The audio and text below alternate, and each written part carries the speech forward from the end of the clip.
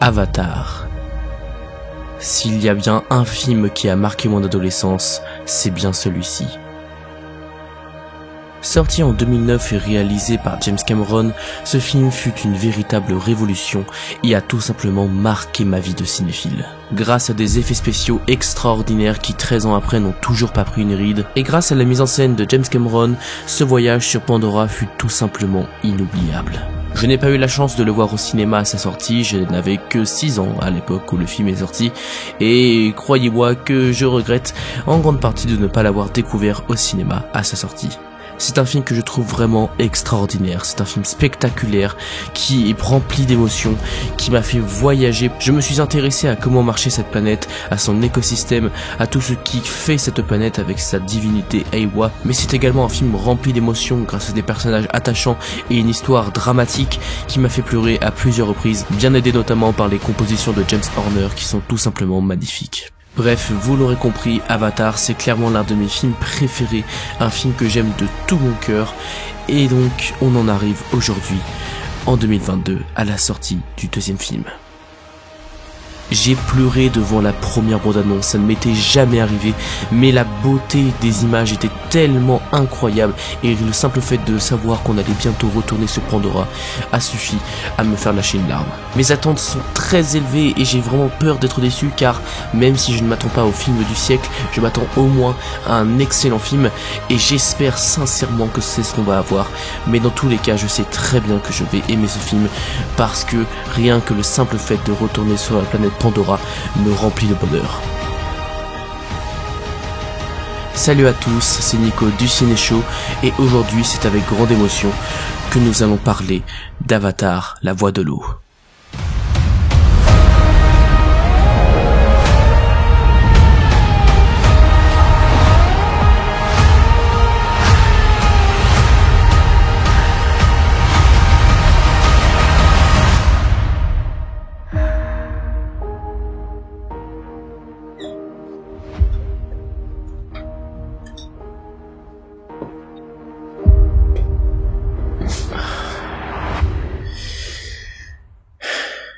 Par où commencer ?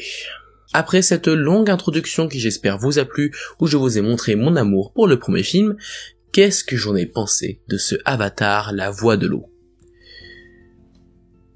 Que dire. J'ai totalement adoré ce deuxième film, c'est probablement l'une des meilleures suites que j'ai jamais vues, et clairement, pour le moment en tout cas, c'est mon film de l'année, clairement. Mais nous allons essayer de revenir sur plusieurs points en particulier pour vous montrer à quel point j'ai adoré ce film, qu'il y a tout de même quelques petites faiblesses, et nous reviendrons sur le scénario dans une partie spoiler.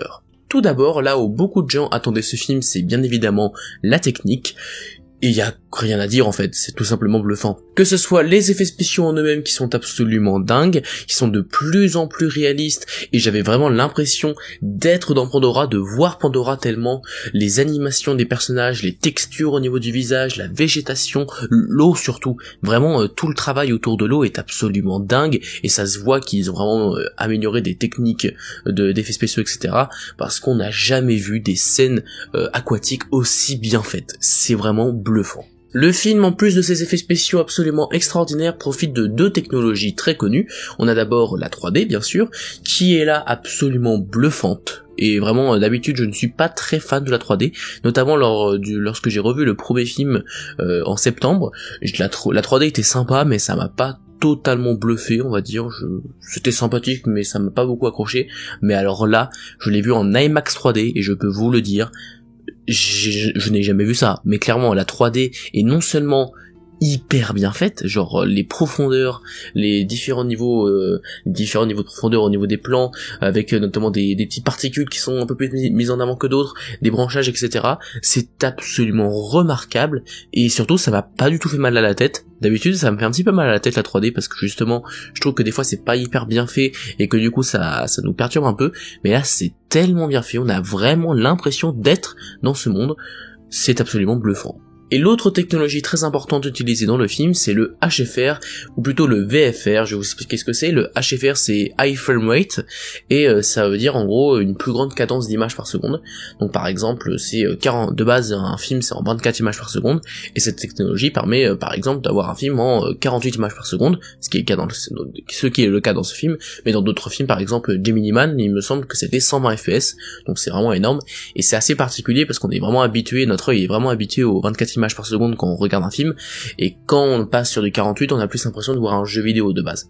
Mais là, je trouve que c'est très très bien fait, déjà parce qu'ils ont utilisé une technologie qui s'appelle le VFR, et là, en fait, c'est plus une variation d'images par seconde, dans le sens où on a des plans qui sont normales, en 24 images par seconde, il y en a plusieurs qui sont en 48 images par seconde, pour un peu fluidifier le tout. Et ce que j'aime bien avec ce procédé, c'est que certes, au début, on était un petit peu déstabilisé, parce que justement, on n'a pas trop l'habitude de voir ce genre de cadence d'image, mais le fait qu'on utilise tout de même des images à 24 fps de temps en temps, notamment au niveau des dialogues, quand on est sur des visages des nabis par exemple, et bien là ça repasse sur du 24 images par seconde, et quand c'est des scènes d'action, généralement c'est plus du 48 images par seconde, ce qui est vraiment une excellente idée. Ça permet de fluidifier le film et de donner un aspect vraiment de plus en plus réel au film, parce que entre les effets spéciaux, la 3D, et en plus cette cadence d'image plus élevée, qui donc du coup se rapproche plus du réel, c'est assez bluffant. Clairement, on est vraiment immergé dans le film, c'est une expérience assez incroyable. Et je vous le dis, ça m'a juste un petit peu perturbé au début, parce qu'il y a une scène avec une sorte de convoi, sans trop en dire, hein, pour ceux qui n'auront pas encore vu le film, mais une scène avec une sorte de convoi qui, il va se passer des choses sur ce convoi, et la manière dont est montré le truc, en fait, on a vraiment l'impression que c'est un jeu vidéo, déjà parce qu'au niveau de la scène en question, on a l'impression vraiment que c'est une mission de jeu vidéo, mais en plus de cela, c'est vrai que quand il y a des explosions, notamment, ça fait un peu bizarre, parce qu'on est vraiment perturbé, mais en fait, au fur et à mesure du film, on s'y fait, vraiment, et je dirais même qu'on apprécie de plus en plus cela, car le fait qu'il y a plus d'images par seconde permet de plus apprécier la 3D et les effets spéciaux. Donc à titre personnel, c'est une technologie que j'ai beaucoup appréciée. Je sais qu'elle ne fait pas l'unanimité, mais vraiment perso j'ai adoré en tout cas cette manière d'utiliser le HFR. Et en plus de cela, la mise en scène de James Cameron est toujours aussi impressionnante. Les effets spéciaux aident bien évidemment à ce que le film soit vraiment magnifique, mais il y a tout de même un bon rythme, un bon montage, même si parfois un poil surcuté, mais c'est vraiment très très vite fait durant certaines scènes, mais les scènes sont vraiment très fluides, elles s'enchaînent super bien. Non, franchement, je trouve que même la mise en scène s'en sort très bien, elle est certes éventuellement si vous voulez un peu classique, même si on a quand même quelques idées, notamment il y a certains passages en vue subjective lorsqu'on va avoir le point de vue d'un animal de la planète Navi, d'une créature de la planète Navi, et je trouvais que c'était une idée intéressante qui collait plutôt bien en plus à l'histoire durant la scène. Donc non, il y a tout de même de temps en temps plusieurs idées, et non franchement je trouve que la mise en scène est vraiment vraiment très très bien quoi, il y a pas grand chose à dire. Donc clairement pour ce qui est de la technique et de la mise en scène, j'ai rien à dire, c'est super, c'est absolument bluffant, c'est proche de la perfection même à mon sens, et clairement c'est une expérience à vivre au cinéma, rien que pour ça, c'est vraiment bluffant. Perso je l'ai vu en IMAX 3D, je ne regrette pas du tout ma séance, et si vous pouvez le voir dans des conditions comme je l'ai vu, comme IMAX, Dolby, etc., je pense qu'il vaut mieux, parce que là vraiment c'est le film à voir dans les meilleures conditions. Ensuite, pour ce qui est du reste, par rapport à la musique notamment, je trouve que la musique est un peu en deçà du premier film. Malheureusement, c'est l'un des petits défauts que j'aurais à donner au film.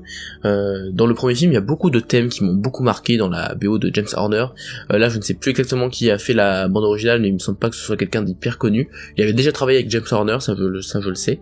Mais du coup, il réutilise de temps en temps certains thèmes, et ça c'est cool déjà, parce que je sais que dans d'autres films, il s'amuse à réutiliser les thèmes, mais genre 2 secondes, et du coup c'est assez frustrant. Là ils les réutilisent quand même, donc au moins ils assument clairement que c'est la suite d'Avatar, mais en nouveau thème, j'avoue qu'il y a pas des scènes qui m'ont vraiment marqué.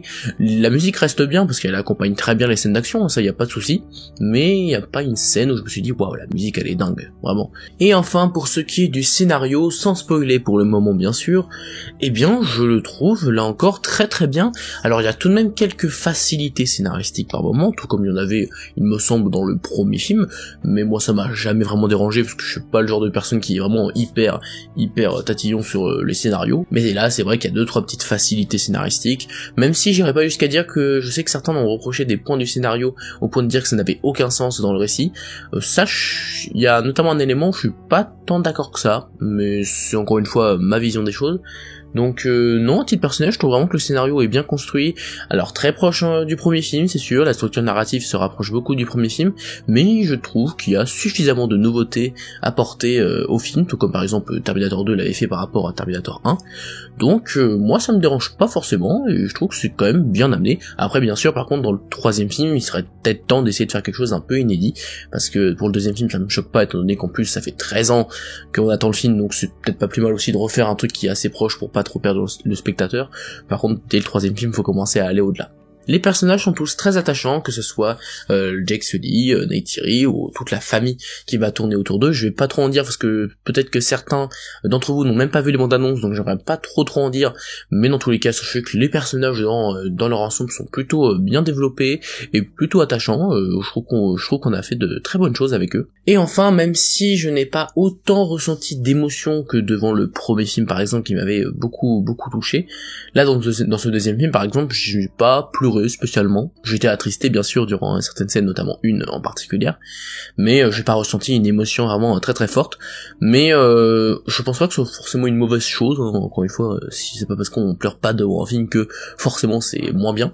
C'est juste que il y a peut-être pas une scène qui m'a autant marqué émotionnellement que l'a fait le premier film par exemple. Donc c'est peut-être un léger regret, mais c'est pas si grave que ça, tant le reste est vraiment génial quoi. Mais clairement, ce que j'ai le plus aimé dans ce film, au-delà des personnages et de l'histoire que je trouve vraiment très bonne, eh bien forcément c'est la découverte de cette nouvelle zone de la planète Pandora, donc la partie aquatique. Je me rappelle plus exactement du nom du peuple qui vit dans cette partie-là. De toute façon, je vais revoir le film parce que 3h10 de film, il y a beaucoup d'informations et donc il faut que je le revoie pour que tout soit clair dans ma tête. Mais dans tous les cas, la découverte de cet écosystème est franchement tellement beau en fait, surtout magnifié par les effets spéciaux et par la 3D, le HFR qui justement donne une sensation de réel encore plus palpable, je trouve. On est vraiment immergé dans cet univers, et la découverte des nouvelles créatures, des fonds marins, de comment les habitats des personnes qui vivent dans cette zone là. Il y a tellement de passages qui m'ont bluffé quoi, j'étais vraiment à fond dedans et j'avais des étoiles dans les yeux quoi. Je sais que c'est des passages qui peuvent déplaire à certaines personnes parce que ça fait presque documentaire sur certains aspects. Certaines scènes sont vraiment juste des pures découvertes de cette zone là, mais à titre personnel, franchement c'est ça que j'ai envie de voir dans un film Avatar perso, c'est vraiment la découverte et les grosses scènes d'action qu'on a dans le film, parce qu'en plus de cela on a une grosse scène d'action notamment à la fin qui génial quoi. Il y a quasiment rien à dire, peut-être pas autant spectaculaire que la fin du premier, mais ceci dit c'est juste que le cadre est assez différent, mais je pense que c'est le même niveau, voire même plus spectaculaire que le premier film. Donc pour conclure, avant de passer en partie spoiler, Avatar la voix de l'eau, j'ai adoré, et c'est même pour le moment bien sûr parce qu'il faut que je prenne du recul, mais c'est le meilleur film que j'ai vu cette année, j'ai pas d'autres mots, c'est impressionnant, c'est spectaculaire, c'est émouvant, c'est magnifique, et on ressent tellement d'émotions devant ce film. C'est du grand spectacle à l'état pur, et peut-être que je manque un petit peu d'objectivité, c'est possible, mais en même temps Avatar 1 c'est l'un de mes films préférés, et je trouve vraiment que cette suite est vraiment dans la bonne et dans la continuité, et est une excellente suite qui est logique, cohérente, et qui apporte de nouvelles choses en plus très sympathiques. Non, franchement, je suis en totale admiration devant ce film. Peut-être que d'ici quelques jours, mon avis aura un petit peu baissé, peut-être, mais pour le moment, c'est clairement le meilleur film que j'ai vu cette année, et je ne peux que vous le conseiller. C'est une claque, y a pas d'autre mot, c'est une claque. On passe maintenant en partie spoiler pour parler des différents éléments du scénario, que ce soit en positif, mais aussi un petit peu en négatif. Tout d'abord, la séquence d'introduction qui nous présente du coup la famille de Jake Sully et le fait qu'il va avoir plusieurs enfants et qu'ils vont devoir fuir à cause des humains qui vont revenir. J'ai trouvé que c'était une très bonne séquence d'introduction, ni trop longue, ni trop courte. Franchement, je trouvais que ça posait très bien le cadre. Éventuellement, on aurait peut-être plus s'intéresser à la partie justement des enfants qui grandissent éventuellement, mais ça m'a pas dérangé qu'ils le fassent dans ce rythme-là, parce que la scène était vraiment très cool. Et c'est vrai que dès les premiers plans où on retrouve la planète Pandora, ça m'a fait quelque chose, rien que le plan sur les arbres avec le brouillard, ça m'a fait quelque chose, je l'avoue, et donc franchement je trouve que c'était un très bon début, ça démarrait plutôt bien. J'ai d'ailleurs vraiment bien aimé les nouvelles têtes de ce deuxième film, donc notamment les enfants de Jake et Neytiri. Donc on a d'abord Kelly, qui est du coup la fille adoptive, parce que c'est pas vraiment leur enfant biologique, mais qui du coup est incarné, il me semble, par Sigourney Weaver en performance capture.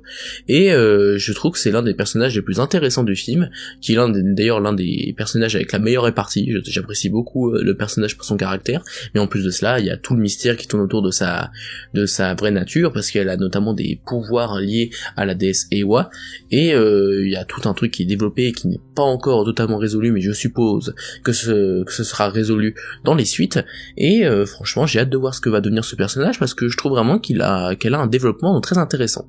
Ensuite, il y a le personnage de Loa, qui est le plus jeune garçon, qui lui est plus le rebelle de la famille, entre guillemets, qui est un peu dans l'ombre de son frère, qui lui est un peu plus en retrait dans le film, qui est pas vraiment énormément développé, même s'il reste assez attachant. Là, pour le coup, Loak, c'est vraiment l'un des personnages les principaux du film, qui va notamment développer une amitié vraiment assez surprenante avec une sorte de grosse baleine. Je crois que c'est le Toluk. Qui c'est le nom de la créature, il me semble que c'est Toluk, mais je dis peut-être une bêtise.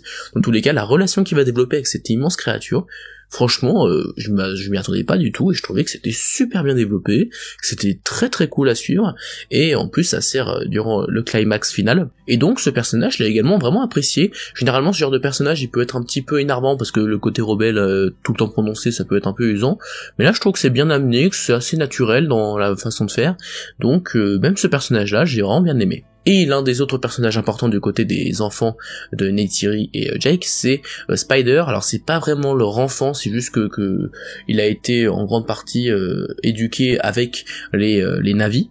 Mais du coup en vérité c'est le fils de Quaritch, et ce personnage-là est également très intéressant dans le développement qu'il va avoir, avec justement le fait qu'il va hésiter entre son père qui est Miles Quaritch et bien sûr sa famille avec Neytiri, Jake, etc. Et le fait d'avoir un personnage humain avec tous ces Na'vi autour de lui, eh bien ça apporte quelque chose d'assez intéressant dans cette histoire, et j'ai bien aimé son développement de personnage et son jeu d'acteur également, et j'ai hâte de voir ce qu'ils vont en faire également dans la suite. Et donc bien sûr les deux enfants qui sont un petit peu plus mis en retrait par rapport aux autres, c'est d'abord Neteyam qui est le grand frère, qui lui va malheureusement décéder à la fin du film, on y reviendra après, et il y a aussi la petite fille qui s'appelle Took, et là encore c'est une petite fille avec un gros caractère et qui est vraiment plutôt très attachante et très mignonne, donc là encore c'est un personnage très sympathique à suivre, mais elle n'a pas une place vraiment très importante dans le récit. Donc revenons à la première partie du film, ils vont du coup aller dans un repère secret et mener des attaques ciblées contre des convois pour essayer de désorganiser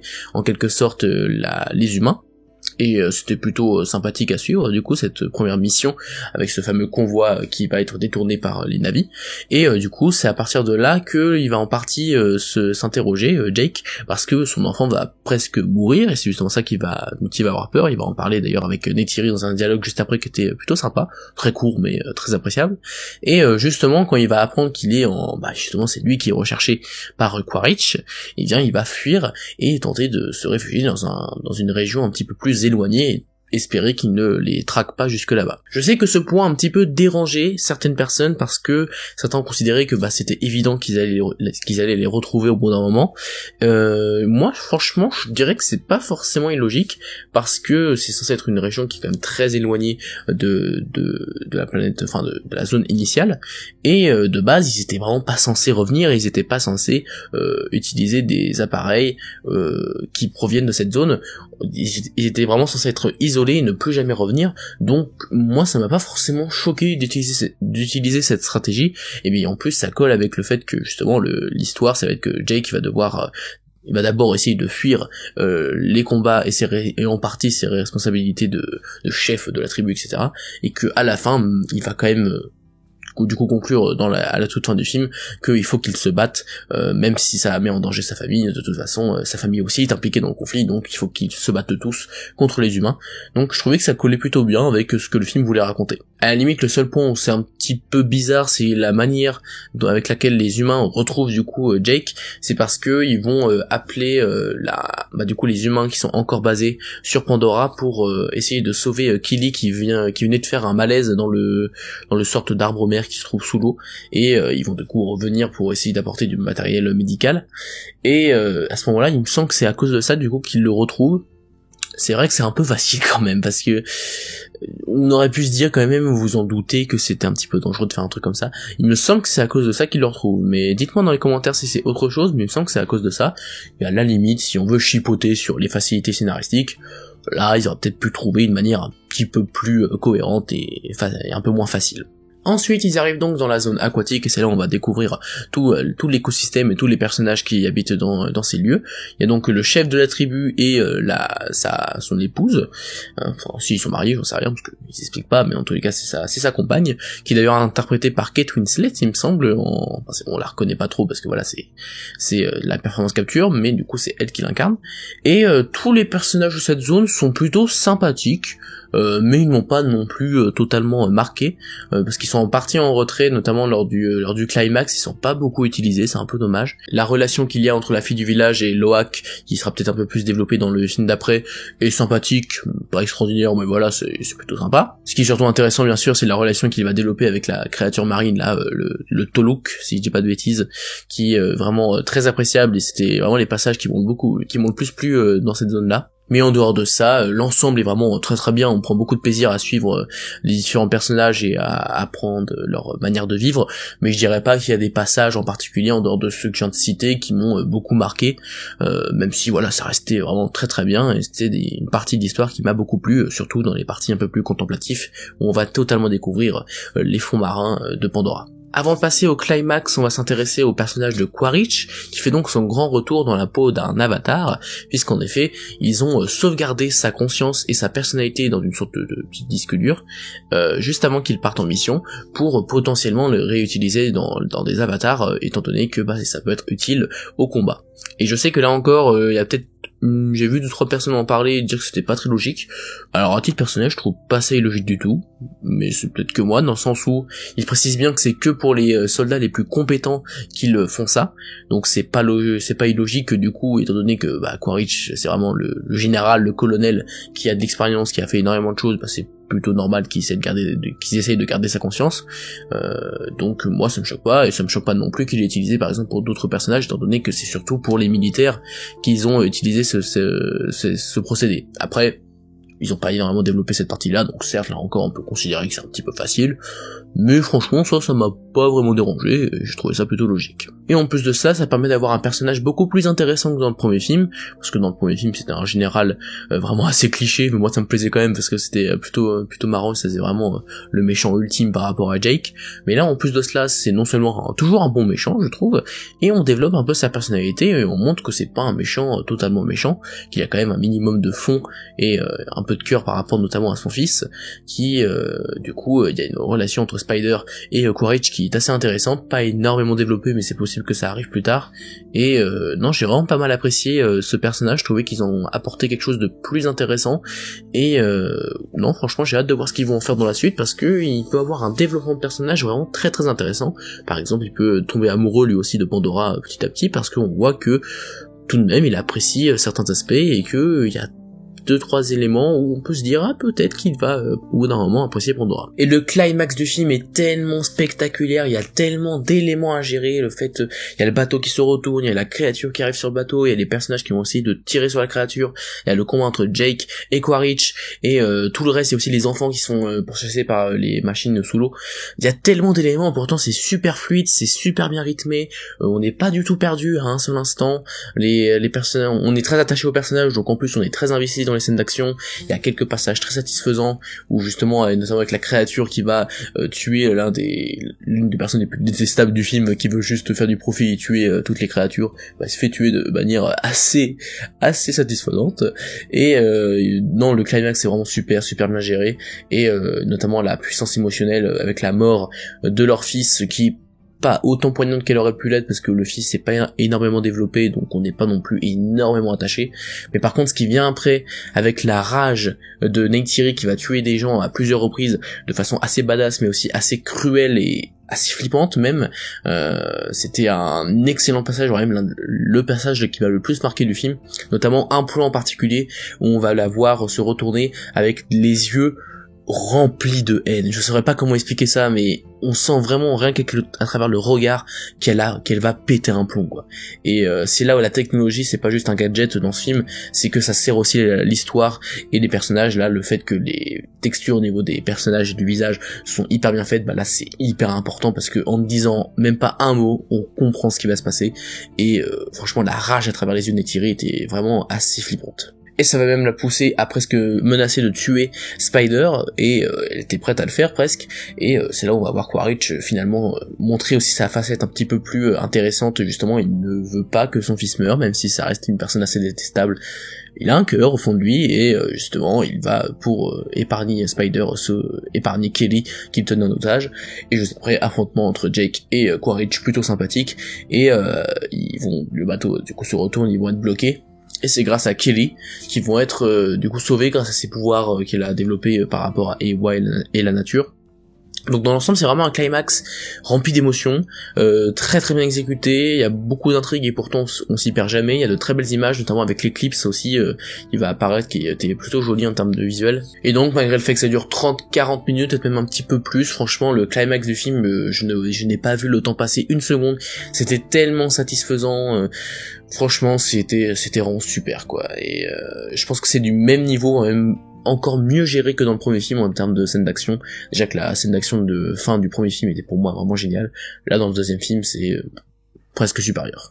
Et la fin notice forcément la suite avec le fait que Quaritch a survécu grâce à son fils qui l'a sauvé. C'était plutôt intéressant également comme choix. Le fait qu'il le sauve mais qu'il va tout de même retourner avec les navis. Et du coup on sait pas trop ce que va devenir Quaritch, on verra dans la suite. Et pareil, les personnages donc Jake et Neytiri, surtout Jake à la fin qui fait son discours avec le même plan au niveau des yeux et la même musique que dans le premier. Et bien là c'est clairement, il dit clairement que désormais c'est fini. Il va arrêter de fuir, il va se battre pour la cause des navis. Et continue à se battre jusqu'à ce que les humains s'en aillent de la planète. Je crois avoir fait à peu près tout le tour du scénario, mais en même temps il y a beaucoup d'éléments. Je pense que vous l'avez remarqué, je crois que la partie spoiler va durer beaucoup de temps. Je sais pas encore, je suis pas en train de faire le montage, mais à mon avis elle va durer longtemps.